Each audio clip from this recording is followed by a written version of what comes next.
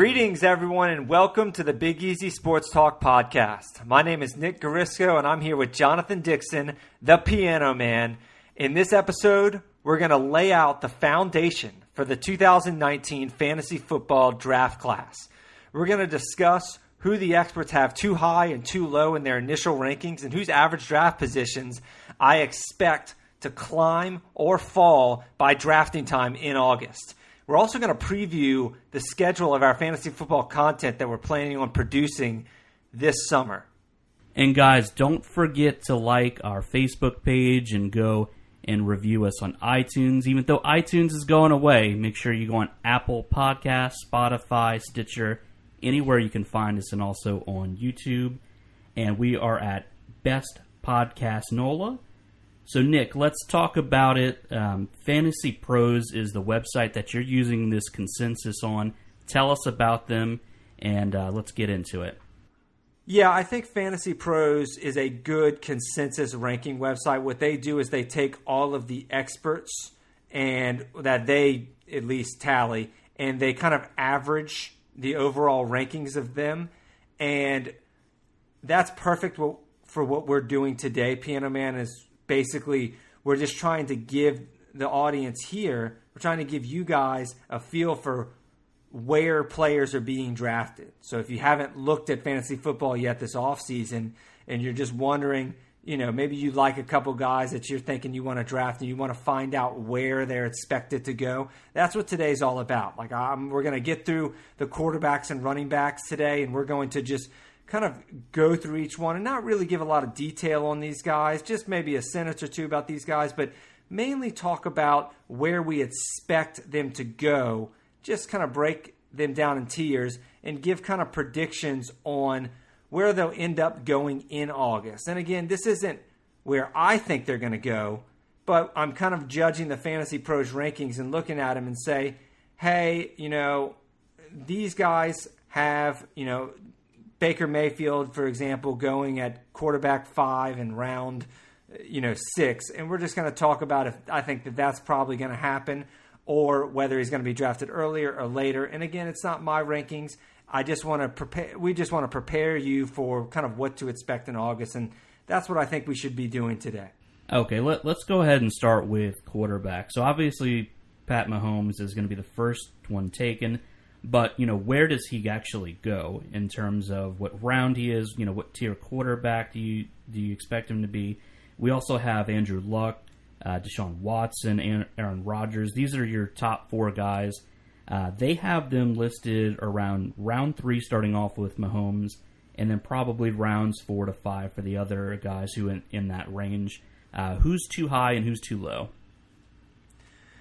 Right, and keep in mind that these are not my rankings of the quarterbacks. I actually have this different, and all of my rankings are honestly different right now, and it's still early in the process, but I do think in terms of what to expect in drafts, I do think Mahomes will be the number 1 quarterback taken.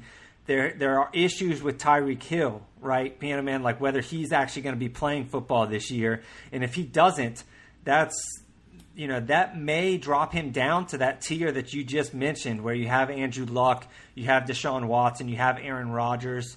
And I think all of those guys are going to go around rounds 4 and 5. But again, quarterbacks tend to go higher in regular drafts than they do in expert drafts, right? I mean, Pat Mahomes, if you say that, that if the experts are taking him around round 3 or 4 as the first quarterback off the board, his average draft position in regular ESPN leagues, in pretty much any casual league, is going to be closer to actually, I would say, round 3. And ultimately, I think Mahomes will land early in round 3 in most drafts this summer with Andrew Luck, Watson, and Rodgers. Kind of, they're going to be – people are going to have different opinions on who's quarterback 2, who's quarterback 3, and who's quarterback 4. But it's going to be usually between those 3 guys. Ultimately, I'd say probably you wait a round or 2 even after Mahomes. That's when you're going to see these guys go. Yeah, I agree. I think Patrick Mahomes is going to go way early just because of what he did last year, and people aren't going to really factor into what he's really lost with Kareem Hunt being gone, Tyreek Hill possibly being gone. I think he's definitely not going to put up the numbers he had last year, but I think he'll still be a good quarterback, but I would assume that he's going to go way too early in drafts. But, for those guys, Luck, Watson, and Rodgers, what do you think about them going in the 4th and 5th round? It really depends on what type of league you're in. If you're not in a super flex league, which obviously I strongly advocate for, and I've done so a million times, and I will continue to do so on this podcast here. But if you're just in a league that only has one quarterback, then you're right. I mean, these quarterbacks are all going to go way too early. And what you're going to see out of these quarterbacks this year and last year and the year before, but this year even more than ever, is that the quarterback class is so deep. I mean, it's a bottomless pit for quarterbacks. You can wait on the position. And it's nice to have guys like Aaron Rodgers or Deshaun Watson or Andrew Luck that you can trust. But when you're spending a 4th or 5th round pick on these guys ahead of a receiver or running back or even a tight end that you could really has more value there, I don't think you're going to see me, for example, taking quarterback really early this year, unless, of course, I'm in some kind of 2-quarterback league or a super flex league, which they are becoming more popular nowadays, but still ESPN's default is 1 quarterback for whatever reason. Again, I'm strongly against that, but ultimately, I think it's going to be splitting hairs between Aaron Rodgers, Andrew Luck, Deshaun Watson. If I had to guess, I think Andrew Luck is probably going to be the most likely to be the second quarterback taken off your board if your drafts were happening, early this summer. Yeah, agreed. And, as we move on to the second tier, it's kind of, way different quarterbacks if you're looking at Mayfield and Russell Wilson, Matt Ryan, Cam Newton. These guys are looking like they're going between the 6th and 7th round. How are you looking on each of these guys? Right. I mean, I think Mayfield is everybody's, cherry on top right now. I think that he's the apple of a lot of people's eyes. He's got Odell Beckham. He's got Jarvis Landry, David Njoku, and now he's got Nick Chubb. Even Kareem Hunt will come back after 8 games. There's just a lot to like about Cleveland, especially the way Mayfield finished last year. But the question you'll have if you wait on quarterbacks, which I expect most people who are listening to this to do, the question you'll have is, do I want the flashy Baker Mayfield over a proven, consistent guy like Russ Wilson, who just continually puts stats in and out every single year, both rushing and passing?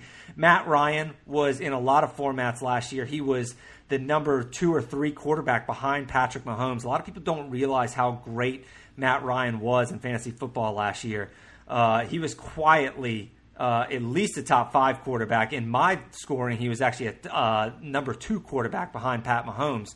So people don't realize how good Ryan was last year in fantasy. So he's under the radar. And again, he's got another great supporting cast, just like Mayfield does with Julio Jones and Calvin Ridley and Devonta Freeman catching passes out of the backfield. Cam Newton is another guy who, like Russell Wilson, kind of continually puts up numbers every single year. Now, Newton had the shoulder surgery that we have to keep an eye out on how he kind of approaches training camp here and how he approaches the preseason.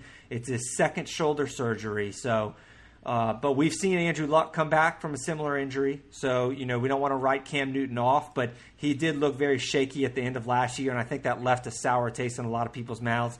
Like you said, these guys are going to go around. They're going to be mid-round picks, man. They're going to be, after Mahomes goes probably in round 3, after quarterback greedy people take their Andrew Luck, their Watson, and their Rodgers in rounds 4 or 5.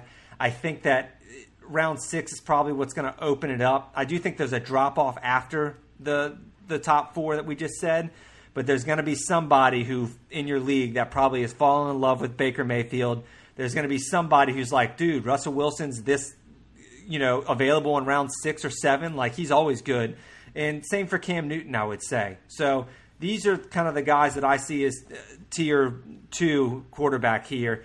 And again, unless I'm in a super flex league, I'm probably even waiting until after this before I'm actually drafting a quarterback, just because the position's so deep this year and you can mix and match after everybody's drafted their starter. But hey, these are not bad options, and you're gonna see me saying that a lot because there's just so many good quarterbacks this year. I mean, there really is so many great options, and these are guys who all had good seasons last year. Yeah, it's an interesting tier because I think all of these guys, I think their trajectory is going to change where it happened last year.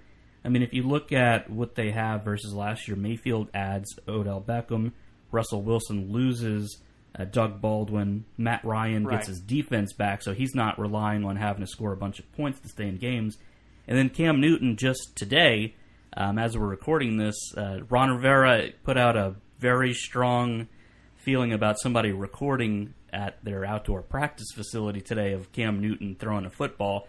So that's also a red flag, too, knowing that he's that worried about somebody taking a photograph. Just because he says it's private property and he's not wanting people on it, people don't usually care that much. So there's something at least going on there.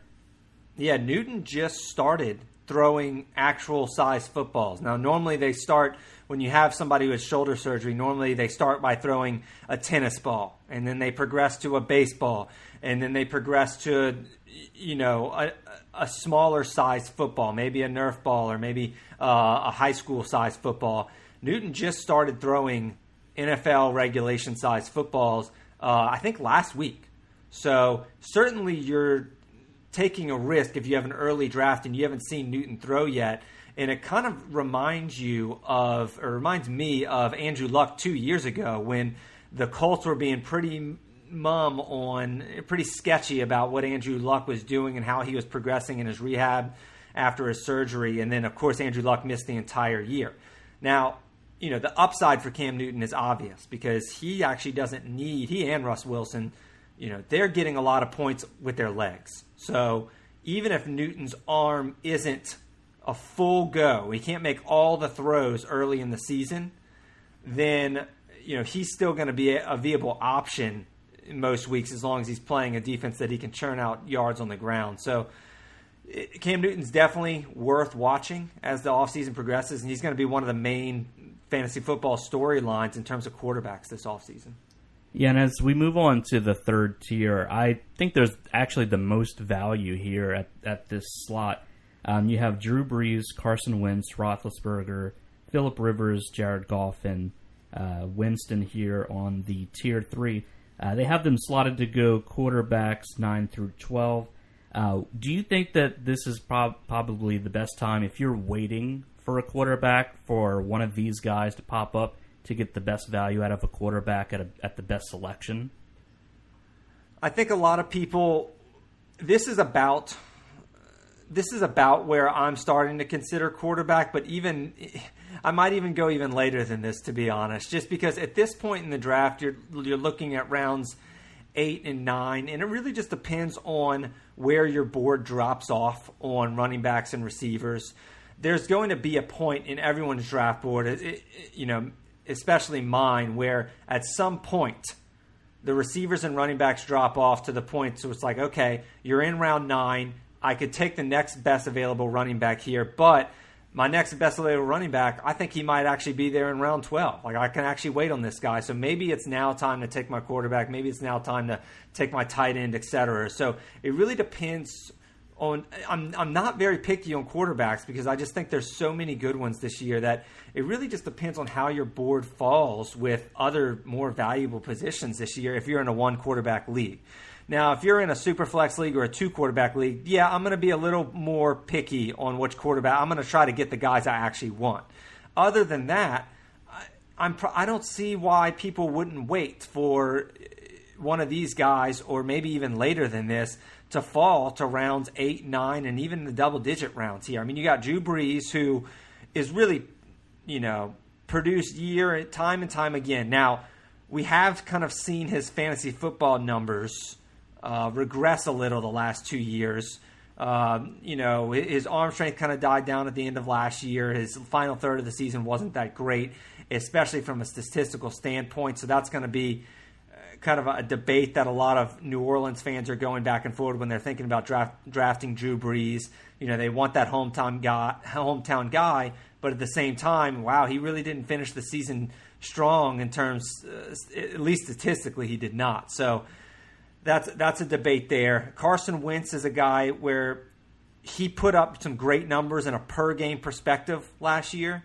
However, he seems to be getting hurt a lot. I mean, he seems to be more of an injury risk than a lot of these quarterbacks have shown in the past. And, he was coming off a torn ACL last year. He missed time with a back injury last year. And Carson Wentz is a guy who, the Eagles have a great setup around him, and he's got a great supporting cast. But we're just kind of waiting for him to put that full season together. If he can stay 16 games, then he'll probably be a breakout candidate there. Roethlisberger, he used to have that same injury-prone label, but now he's losing Antonio Brown. I mean, that's a big storyline there. You're talking about a guy who's losing a ton of his receiving production. They're going to have guys like James Washington, Vance McDonald, Dante Moncrief. They drafted Deontay Johnson in the third round. Someone is going to have to step up for the Pittsburgh Steelers. And Jared Goff. Goff is a really interesting guy because he started the season off on fire. I mean, Jared Goff was a top 5 fantasy quarterback last year through 8 games. And then he fell apart. And a lot of that had to do with Cooper Kupp being hurt. A lot of it had to do with the Chicago Bears on that Monday Night Football game kind of laying a blueprint on how to stop the Rams' offense. But after Jared Goff's bye week, I mean, he really struggled from a statistical standpoint throughout the playoffs even too. So Goff is a really interesting guy there. And then Phillip Rivers, he's just all reliable, all steady. He's kind of your matchup-based quarterback guy where you can always pencil him in for good end-of-the-year stats, and he'll have some really good games. He'll also have some lows. Phillip Rivers the last couple of years has kind of faded late into the season because he's getting old and his arm's getting tired. And we saw the same thing last year. So he's a guy that I think a lot of people will draft is right at that turn in terms of, a low-end starter, like that quarterback 11 and 12 range, or your high-end backup, like that quarterback 13 and 14 range. So quarterbacks 11 through 14, that's where Rivers and Goff are going to go.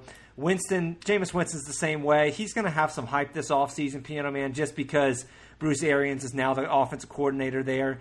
And it doesn't look like the Bucs have any defense, and it doesn't look like the Bucs have any running game. Now, Winston, as we know, has proven to be very erratic. He's not very accurate. But, garbage yards count the same as regular yards. So if you're okay with a quarterback having the occasional 4-interception game, he might have 300 yards and 1 touchdown and 4 interceptions. He might screw you over one week, but then the next week he might, have 350 yards and 3 touchdowns and 1 interception. So Winston's a guy who will be put in position to throw, but he hasn't really shown the talent level that we've seen out of more reliable guys like Drew Brees, Ben Roethlisberger, Phillip Rivers, and Carson Wentz, other guys in this tier. Yeah, agreed. And, as we move on to the 4th tier, there's definitely a trend of 2nd and 3rd year players. Aside from your regular starters, Brady, who's aside from these guys, you're looking at Dak Prescott, the rookie Kyler Murray, Lamar Jackson, Josh Allen, Jimmy G, Kirk Cousins, and Mitch Trubisky. Definitely a trend of these are your young guys kind of coming up in the system who may have a good productive year but still aren't there yet. But you also have Tom Brady there. It's kind of a weird mix for him to be in there. Right. You have it exactly right. And I was going to actually point that out if you didn't, is that Brady seems to be, a wild card in this here because Tom Brady seemingly would be in that tier where he's going to get the tier we just talked about where your low-end starters and your high-end backups. And a lot of people, and keep in mind that a lot of people, including me in years past, have waited on quarterbacks and then drafted 2 of these guys back-to-back. Like, let's say in rounds 10 and 11. Like, you take the kind of last remaining guy of Tier 3 and maybe your favorite guy out of Tier 4, for example, and you just kind of pair them and you play matchups with them until, maybe one of the guys breaks out and you can use them regularly, or maybe you just play their schedules and the entire season. I mean, you don't really know. But a lot of people are waiting on quarterbacks and just drafting like 2 kind of mid-range guys here, and I think you have that opportunity to do that again And we're going to see some people view Brady as a guy they can pair with one of these up-and-comers, these kind of boomer bust guys like Kyler Murray, for example. Why not pair all reliable Tom Brady with Kyler Murray and kind of just play matchups with these guys? And if Murray's a total bust, then hey, at least you got one steady guy, Brady, out of it, and you can scavenge free agency for another. Brady is a tier below the quarterbacks that we just mentioned, like Breeze, Wentz, Roethlisberger, and Rivers, because I think the experts are kind of viewing, and again, these aren't my rankings, but I think the experts are seeing the Patriots as more of a run-based offense now. And I think they're kind of seeing late in the season how Brady was just more of a game manager and is obviously still a great real-life quarterback. But just because you're a great real-life quarterback does not mean you're going to be putting up fantasy stats. And it looks like Belichick is investing a lot of pieces into his running game. And obviously losing Rob Gronkowski is going to be a big deal for any statistical purposes. We've seen Brady's splits with and without Gronk. So he's kind of in that range with Dak Prescott. Prescott's a guy who started off the season really, really slowly, and then they traded for Amari Cooper, and that really helped him a lot immediately, which we don't really often see, honestly. And so Prescott's a guy who finished the year strong. Kyler Murray, rookie, went number 1 overall to the Arizona Cardinals. He's going to be valuable this year because of his rushing. He's going to have maybe the same rushing volume, probably a little less than Lamar Jackson, but he's going to be a better passer than Lamar Jackson, in my opinion. The only issue with Murray is that he's a real wild card there. Cliff Kingsbury, we're not really sure what to expect. He's kind of your stereotypical boomer bust guy. He could come out and have an RG3 rookie year, or he could come out and prove to everybody that, whoa, maybe this guy needed a year of seasoning before we kind of threw him into the wolves here. So it's tough to say, but the rushing will help Murray's floor. So Murray will go as a pretty strong backup quarterback in most of your fantasy leagues this year, I would expect, if not higher, because I do think as the offseason progresses, I think he's just going to get more and more hyped up. You got to watch out for that offensive line, though. In Lamar Jackson, similar kind of mold to Murray, where his rushing is going to be his floor there, kind of helping him out when he has a bad passing day. But Lamar Jackson is somebody who can really, he proved at the end of last fantasy football season, the second half of the year, I believe he was quarterback 10 in the second half of the year. I'll have to, get the exact numbers there, but he proved he can be a capable fantasy starting quarterback there, and that was just his rookie year. The Ravens actually went 6-2 under Lamar Jackson, so he had a good second half to last year. Josh Allen was quietly a top 5 quarterback in the last 6 games of last year. So Allen finished the season very strong. He was dominant in the fantasy playoffs, and a lot of people who were in the fantasy playoffs didn't realize it because they were using other quarterbacks who maybe got them there, but Josh Allen had a dominant game against the Miami Dolphins late that won a lot of people fantasy football championships. He had 5 touchdowns in that game. Allen, they upgraded his receivers. John Brown is there now. Cole Beasley's there now. They upgraded the offensive line there. So Allen, not the most accurate actual quarterback, kind of like Lamar Jackson there, but he's a guy who can put up some numbers. Jimmy Garoppolo, hey man, he tore his ACL in week 3 last year against the Kansas City Chiefs. He had a lot of hype going into last year. I think he'll be drafted a little later. Last year he was kind of picked around quarterback, I would say quarterback 10, I think was his ADP. This year I think he'll be drafted around quarterback 16 or 17.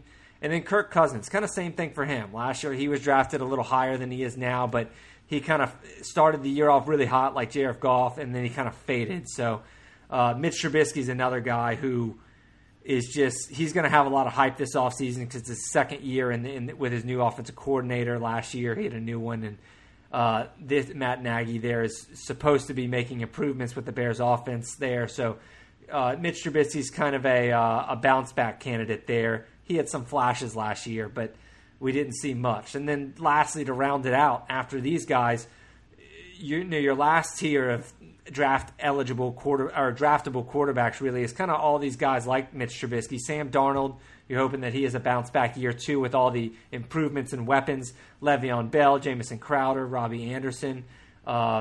just to name a few. And then Derek Carr, also same situation. Hasn't really shown much in the past, but Antonio Brown is there. Tyrell Williams is there. They drafted Josh Jacobs there at running back. So, and then lastly, Matt Stafford is a name that everybody knows. They're kind of a run-first offense now, so I don't think he's going to put up the same numbers that he is, and that's why you're seeing him in the last tier. So those are pretty much – that's your quarterback layout right there. I mean, I think we just named 22 of the 32 starting quarterbacks in the league. And in general, unless you're in a super flex league, probably about 22 to 24 quarterbacks will be drafted in your fantasy football league. Yeah, and just for questions, I think people would want to know, I mean, who is the best who's the best quality at their tier or round, and who's the worst? Well, I think it's a little too early to reveal, my actual rankings on these guys. Again, these are all Fantasy Pros rankings, but I will comment on guys that I think that it's so early in the game because a lot of these rankings are going to move, right? A lot of these rankings players are going to move up and down them. And just based on a variety of different things that we hear throughout training camp, throughout the preseason, it's going to look not completely different by August, but you're going to have plenty of movement by August. And I'm going to comment, I'm going to answer your questions by saying which players that I think are actually going to be drafted lower than where they're ranked right now. And two guys that I think are going to be picked lower than their current average draft position or current ranking are Jared Goff and Drew Brees, actually. Goff is being picked as quarterback number 12 right now. I don't think he's going to be drafted as a starter by the time August rolls around. And just because I think people are going to be a little too scared on how he finished last season and how Cooper Kupp is progressing with his torn ACL. And I think people are going to be a little worried that the Rams offense is kind of figured out. And also Drew Brees. I think people are going to start to realize how Medicare he really was in the last the last third of the season. And ultimately, these guys are kind of unsexy picks, if you will. And a lot of average draft position is about who's kind of the up-and-comer. People want to draft that guy who they think is going to be the next big thing. And because there's so many quarterbacks this year, and there's so many, I think people are going to be looking more strategically. I think people are going to be going more for boom or bust guys because they know they can have a safe option later. Like, I think people like Kyler Murray and even Lamar Jackson are going to be drafted higher than these current ranks indicate right here. I mean, they have them right here as quarterbacks 15 and 16 overall. And Lamar Jackson, actually quarterback 18, they have him here. I think these guys are going to be kind of near quarterback 12 by the end of the offseason. I know it sounds crazy, like Kyler Murray and Lamar Jackson over, Roethlisberger and Rivers and Breeze and Wentz, but people really do look for that boom or bust guy, the next big thing. And when you have so many quarterbacks that are that good and you can get a safe guy later, people are going to be going for that boom or bust pick. And I see Kyler Murray and Lamar Jackson getting a lot of hype as the offseason progresses. So if I had to say two guys that are going to be picked higher than where they are here, Kyler Murray and Lamar Jackson will be taken higher than quarterback 16 and quarterback 18 respectively, and by August. And the quarterbacks who would be taken lower, Drew Brees will be taken lower than quarterback 8 by August, just by consensus experts, I'm saying. And Jared Goff will be taken lower than quarterback 12. Those would be my predictions there. Okay, so we've taken care of the quarterback section. I do want to move on to the running backs because I think it's a lot more muddy with the first round with these guys. What I'm going to do is give you the top 4 and then the bottom of the round. And so what I want you to do is tell me, are these going to be the top 4 guys that, again, this is according to Fantasy Pros rankings, if these guys are actually going to be in the top 4 or if the guys in the back end have a chance to move up in front of these guys. So Fantasy Pros has the top 4 listed as Saquon Barkley, Ezekiel Elliott, McCaffrey, and Kamara. And then rounding out the end of the round in round 1, we have Melvin Gordon. This is going to be Johnson out of Arizona. And then ending with Bell and Gurley. Bell and Gurley, usually you would think going maybe number 1 or 2 overall. out on the back end just because of their situation that has changed this year. So what are your thoughts about those rankings and where everybody's stacked right now, according to the site? I think this is the first year in a while. Actually, not in a while, but I think this is another year like last year where you don't have a consensus number one overall pick, really. And last year was actually the first year in a while where that was the case. A lot of people were taking Todd Gurley first, which is fine.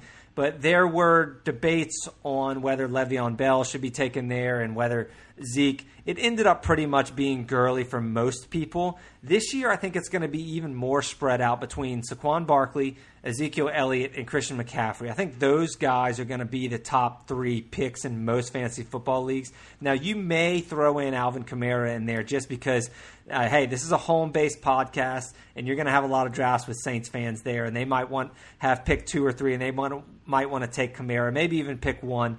But overall, I think the experts are going to be debating between Barkley, Zeke, or Christian McCaffrey as the number 1 overall pick.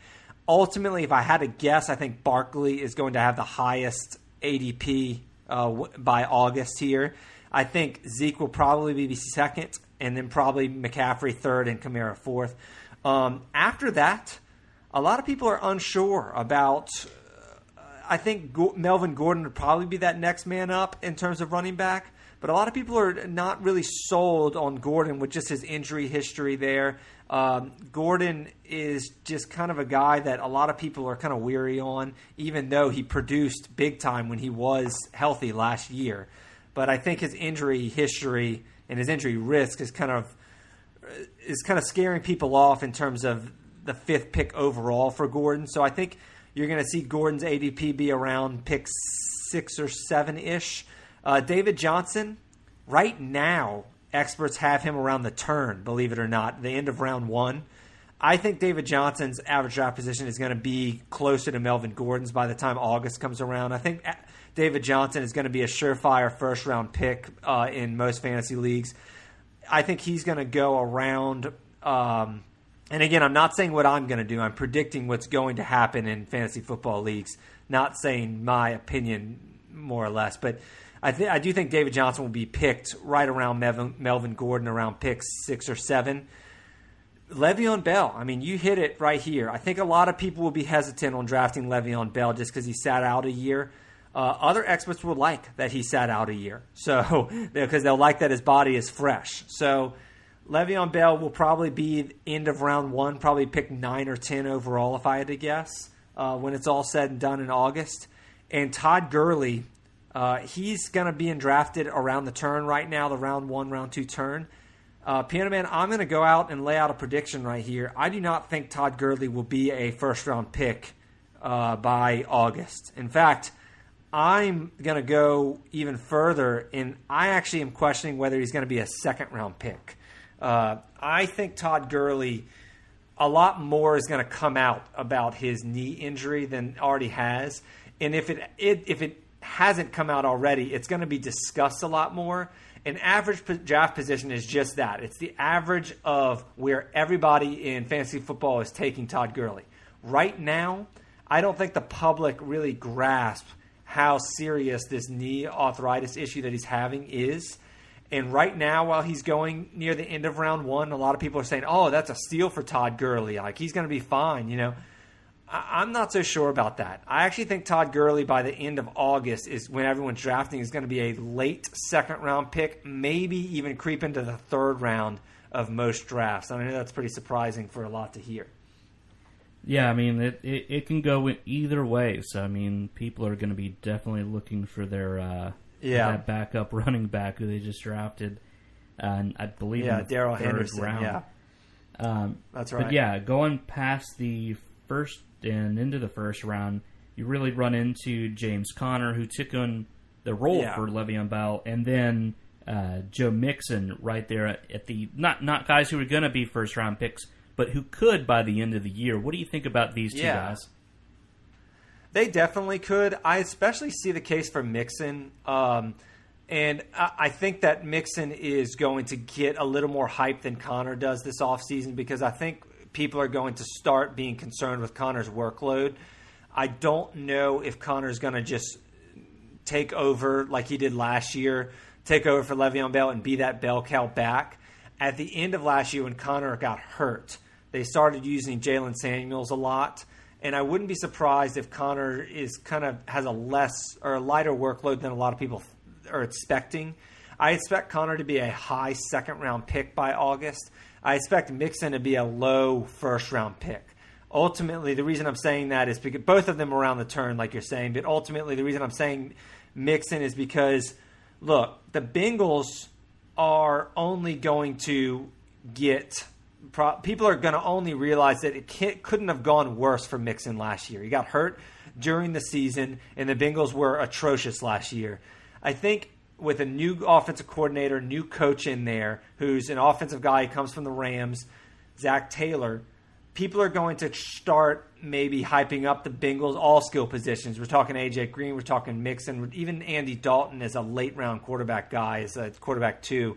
We didn't even mention his name earlier. But ultimately, I see Mixon being picked by the end of the first round, probably around pick 12, 11 overall in fantasy drafts, and Connor being around – he'll probably have an average draft position around 13 or 14 if I had to guess. And again, I'm just speculating for August. I can't say that enough. These are not my rankings. My rankings are actually totally different than Fantasy Pros. But these are how Fantasy Pros rankings are going to be more in line with how actual people in your league are going to be drafting. So in terms of what you're expecting in your drafts, that's what we kind of want to lay out for you today. And ultimately, I'm kind of predicting where these guys are going to be picked, not necessarily where I think they should be picked, if that makes sense. But I know I keep repeating myself, but I want to make that clear so audience members who are listening to this aren't like, hey, man, you had James Conner on your board going at 13th overall, and he ended up being a total bust. And I don't mean to be picky here, but I never had him going at 13. I'm saying that's where he's going in your draft. I'm not saying I'm taking him at 13. So my rankings will come out as the summer progresses, of course. But here today, we're focusing on where these guys are ranked by Fantasy Pros, where we expect them to go in your drafts. Later in round 2, you're going to see guys like Nick Chubb. You're going to see guys like Dalvin Cook. And I think that's actually going to be it for round 2, to be honest. At the end of round 2, you're kind of maybe see Mixon, maybe James Conner. Nick Chubb will be a round 2 guy, and Dalvin Cook. But there's a bunch of round 3 guys that I'm sure we'll get into in a second. That it's running back heaven kind of in round 3. Yeah, if you're looking at the 3 to 4 round range, you actually have so much talent where usually you're pretty much out of good running backs by this point. You have Dalvin Cook, Freeman, you have Leonard Fournette, who could be a first-round type of player, Marlon Mack, Sony Michel, Aaron Jones, and really one of the big names on there from last year, Derrick Henry, who just went off on the last few games of the season and really, I guess, bumped his stock up. I mean, are you looking at him really at being that round, or is that just more of a bluff from the end of last season? No, I think that everyone you named will actually probably have a third-round average draft position by August. I really do. I think that I believe that Chubb and Dalvin Cook will be second-rounders, probably late second round. Dalvin Cook with the injury risk, obviously, is huge. Nick Chubb's issue is that he's in a better offense, but he's going to have he doesn't catch enough passes, really. And a lot of people are moving to PPR formats, so that's going to hurt Nick Chubb there. And I think that's why he's going late second round instead of early second round. The guys you just mentioned, Leonard Fournette, he's a guy who was taken he was one of my biggest misses last year. I took him in the first round in a couple of leagues, and he got hurt. And he was basically dealt with a hamstring injury all last season. He was just totally ineffective and was never healthy. But this year, I mean, if Leonard Fournette's healthy this year, then he's going to pass value as a first-round pick. But you're taking a big injury risk again. And a lot of these running backs are coming with injury risk, of course. Another one is Aaron Jones. I mean, Aaron Jones has flashed in Green Bay so much potential, but he's never been shown to stay healthy. Sony Michel, I mean, he has also flashed so much potential being a touchdown guy for the New England Patriots. He came on strong at the end of the year like Derrick Henry did, and he scored a lot of touchdowns in the playoffs. But Shoney Michel has chronic knee issues. He's tough to trust with his health.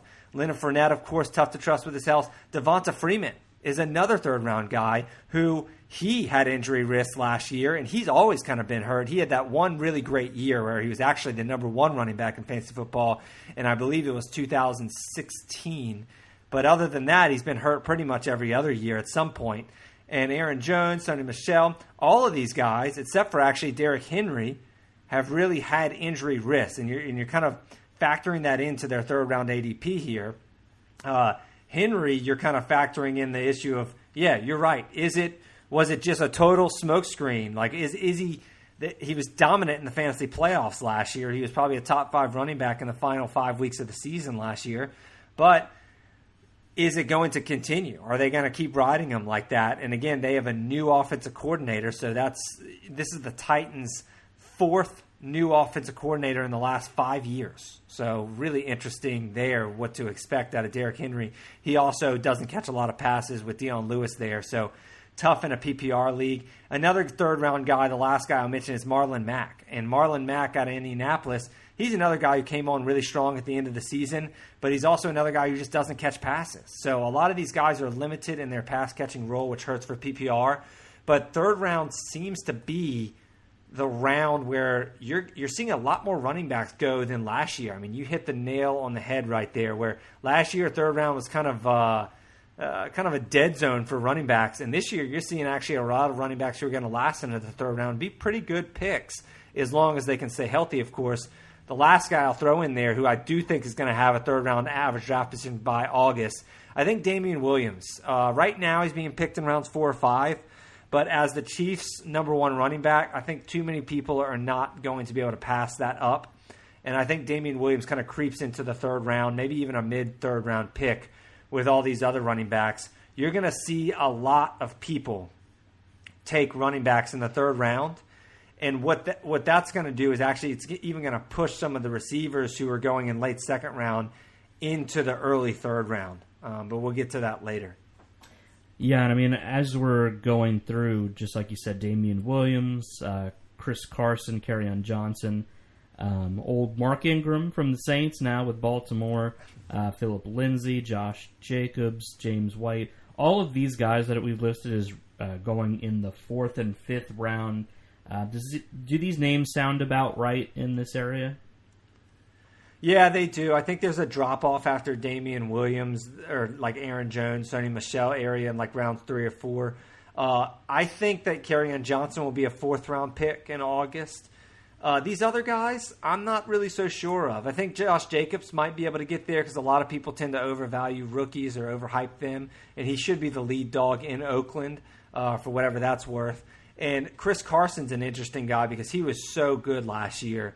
But they have the looming Rashad Penny there, and that could be more of a training camp competition than people realize. Chris Carson's obviously the better player, but it's going to be interesting to see how that running back by committee kind of plays out if Chris Carson's going to continue getting the goal line reps there. Mark Ingram, it's tough to trust Mark Ingram in Baltimore here. I know he's got Lamar Jackson, mobile quarterback, which is good, but not as good of an offensive line as he had in New Orleans. And Ingram, it's tough to say how much he's going to be used as a receiver in Baltimore and if Lamar Jackson can actually get him the ball as accurately as Drew Brees did in the receiving game. Ingram kind of ceded receiving work to Kamara in the last 2 years. So, but he is capable of being receiver. Philip Lindsay, he was awesome, surprise stud last year, undrafted free agent, came out of nowhere and really dominated all year. Broke his wrist in, I think, week 15, and still has not fully recovered yet. So, and you also have to watch the looming Royce Freeman, who they spent a third-round pick on last year. So that's another kind of Chris Carson situation where you draft them, but you hope that their backup doesn't overtake them or at least steal their touches. And then James White. We know what James White is. He's not going to be any better. He's not going to be any worse. He's just he kind of had a breakout year last year, but you know what he is. He's just a receiving back, and that's pretty much all he's going to give you. And he's going to be great for PPR leagues and not so great for standard leagues. I think he'll go around. He could slip through the cracks. I think he'll go around round 5. Yeah, and really the last round of startable guys is going to come in round 6 and 7.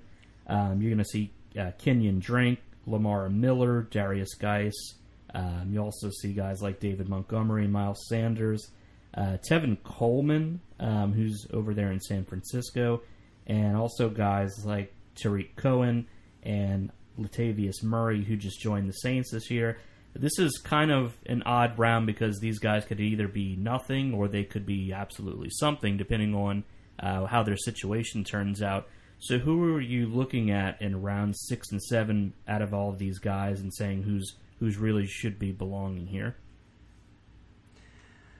I think that you have it exactly right. I mean, these guys are pretty much all boomer bust, but that's what you're going to get after the running backs drop off, which I think is around round 4. You're going to, you're going to be taking swings in the dark here. I wouldn't say in the dark, but you're going to be taking guys whose workload is questioned. You're not going to be taking any running backs who have, who aren't going to be having carries and receptions stolen from them. So David Montgomery and Miles Sanders are the 2 rookies to watch here. I think Montgomery's average draft position is actually going to climb by the end of the offseason up until like round 4 and 5 maybe. I think he's going to get a lot of hype this offseason. Miles Sanders is a guy that I'm not really sure how the public is going to push him. I'm really interested to see whether he gets pushed up or down. I could see both things happening, and I'm just trying to make a prediction on if the public and the experts are going to like him, and I'm just really not sure where to expect Miles Sanders to go. So if I had to guess, I'm just going to keep him here plotted in round 6. Tevin Coleman, if I had to guess, I actually think his average draft position is going to rise a little bit, maybe not to round 5, but I think he's going to be firmly in round 6. I don't think people trust Jerick McKinnon in San Francisco, and I definitely don't think people trust Matt Breida, even though Breida showed flashes last year. Coleman, I think, was the guy that Shanahan kind of handpicked, and he played under Kyle Shanahan there before. So I think Coleman will be the first San Francisco running back taken, although I don't know if I would do it myself. Tariq Cohen is another tough situation there because you're only going to get receptions out of him, and he's not going to score a lot of touchdowns there. And they drafted David Montgomery, and they signed Mike Davis to, kind of being a running back by committee there in Chicago. So it's tough to say Cohen's going to have as good of a year as last year. If I had to guess, he probably won't. Latavius Murray, everybody thinks that he's going to just go assume in the Ingram role.